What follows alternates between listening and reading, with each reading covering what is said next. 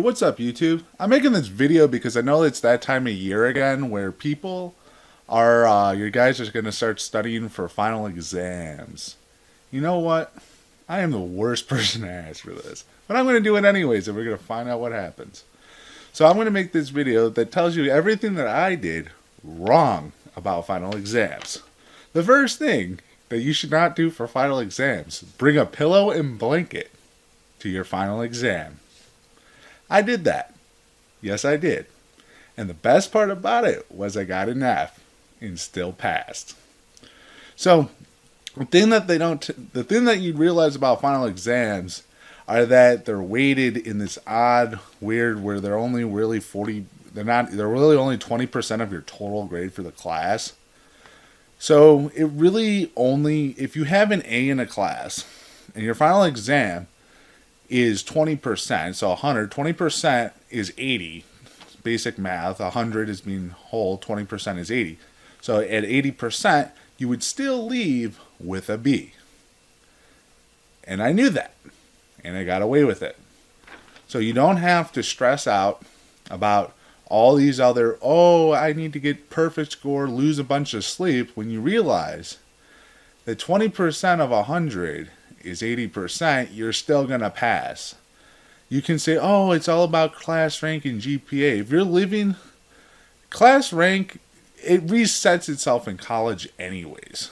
There's no incentive to having a great class rank when businesses, if you're trying to apply for a job, are actually looking for college credit. If you're looking for a college credit, you're looking for that. And they don't really judge you based on smart schools too much. You can pretty much go to any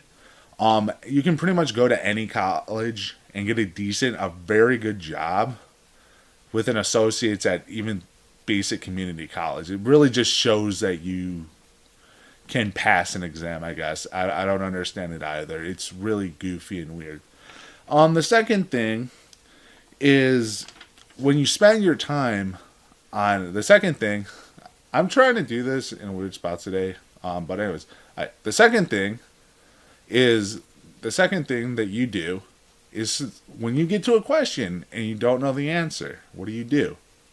You move on. If you don't know the answer in like 30 seconds, you staring at it for 45 minutes, the entire length of the class, unfortunately, you're still not going to know the answer, and you just wasted a bunch of time.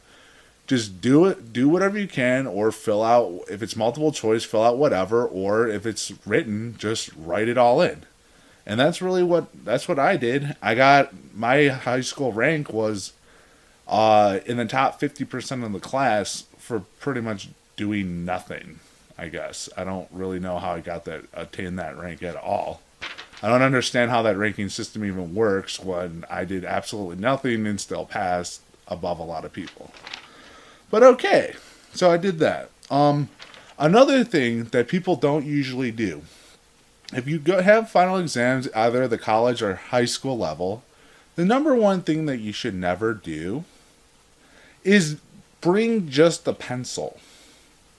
Because in high school, if you bring just a pencil, you need paper to write on for scratch.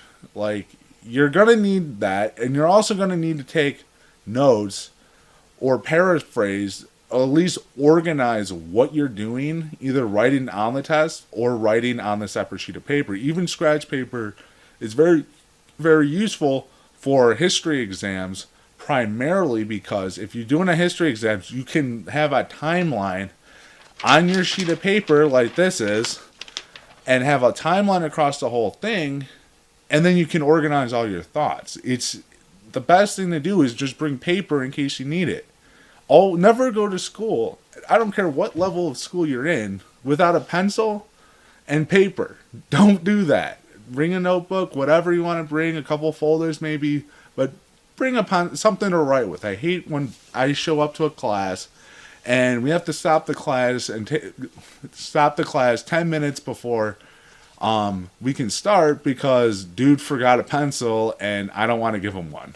Like, that's really the simple thing, because I have one pencil for me And if mine breaks, I have one for backup. So I'm basically going to give you my backup pencil in hopes that my main pencil doesn't break. It's like, dude, seriously, like, come prepared. The other thing, bring something to eat. I see this a lot in the high school level. It's not really a thing in college because between your final exams in college, you can pretty much just leave like campus and grab something to eat for lunch and then come back. So it doesn't really exist for college, but bring something to eat on the high school level. Crackers, something. Oh, I only have a half a day. No, bring something to eat. Simple as that. And basically, these are things that I've all goofed up or whiffed. Eventually, I've gotten where I've whiffed entirely, and I still managed to come out on top. And the thing is, if you say, "Oh, I'll be prepared," or "Oh, I'm going to stress out about this," even if you have a D in a class, a D, you only have to get a D on the final exam to pass. You don't have to get all these fancy, oh, I have to get an A on the final exam is the only way I could pass. The only way that is true is if your grade is less than 30% in the class. You would have to have a 30% in the class or lower. I think if you do the math, 30% in the class, 80%. No, you need a 45% in the class. Okay. So if you do 45%, you would have to have a 45% in class or lower is the only time a perfect score would really affect your grade to pass. But then the question is, why are you in that class? If you got if you're getting 40% or lower in a class, 45% or lower in a class, you shouldn't be in that class for starts. The second thing is it's probably cheaper just to take the F and leave or just drop at that point. It's not worth the future consequences of that. You're probably just better off even dropping that class if you're at 45%. So there's no such thing as you have to have an A. You have to have an A to please yourself and all your personal goals, which are fine. None of them are wrong. The thing about it is when you have all these I have to versus it's my choice to, it's your choice that you have to. There's no one telling you or who's going to beat you with the stick if you don't get a perfect score on a final exam. So I hate when people I know just stress out about it. I mean, I've gotten scores just as high as anyone else, literally just laying back. I think that's really the best advice I can give for those who are struggling for final exams or who always have struggled. Whatever your case may be, I'm out of here because this thing had absolutely very little writing on it. I don't even think I can get it to focus. There was like 2 lines of actual thought that came in mind with that. That was pretty much a waste of time. Anyways, see you guys. Hope you like this as well as please listen to the music I make. It takes me a lot of time to make it, and if you guys want different music, please leave it in the comments below. I'm going to be out of here, and yeah, I'm not wearing my glasses as well because, well, I'm too lazy to put them on. See you all.